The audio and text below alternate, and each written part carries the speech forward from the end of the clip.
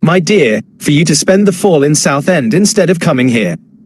I have never liked sea air. Mr. Wingfield strongly recommended it, sir, Isabella replied. Especially for little Bella's weak throat. He said sea air and bathing would help. Ah, but my dear, Perry had his doubts, and I've been convinced for a long time that the sea is rarely helpful.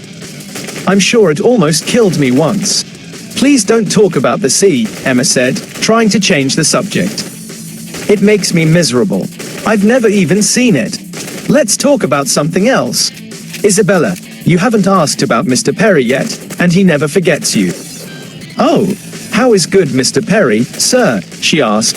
He's pretty well, but not completely. He's a little sick and says he doesn't have time to take care of himself, which is very sad. He is always in demand everywhere and is the cleverest man there is. How are Mrs. Perry and the children? I hope he comes to visit soon to see my little ones. I hope so too, since I have some important questions for him about myself. And, my dear, when he comes, you should have him look at little Bella's throat. Oh, her throat is so much better that I'm not worried about it, Isabella said. Either bathing helped her a lot, or it was an excellent ointment from Mr. Wingfield that we have been using since August.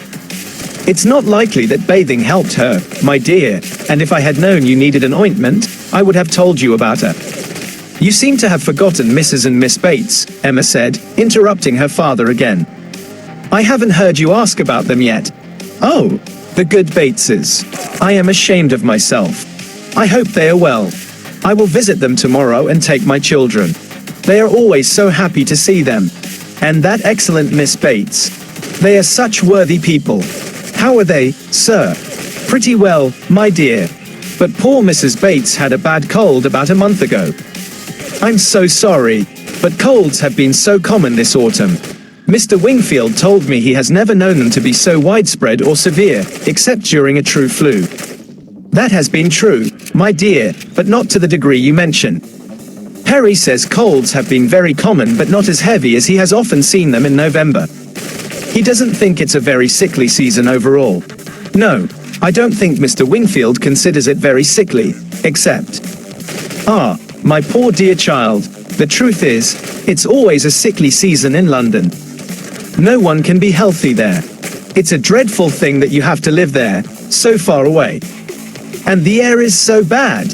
No, indeed, the air isn't bad where we live. Our part of London is much better than most others. You mustn't confuse us with London in general, dear sir. The area around Brunswick Square is very different. The air is so fresh. Mr. Wingfield thinks it's the best place in town for air. Ah, my dear, it is not like Hartfield. You make the best of it, but after you have been here for a week, you all look like different people. I can't say that any of you look well at the moment. I'm sorry to hear you say so, sir, but I am quite well myself, aside from the little headaches and heart palpitations that I always have. And if the children were pale before bed, it was only because they were a little more tired than usual from their trip and the happiness of coming here. I hope you will think they look better tomorrow.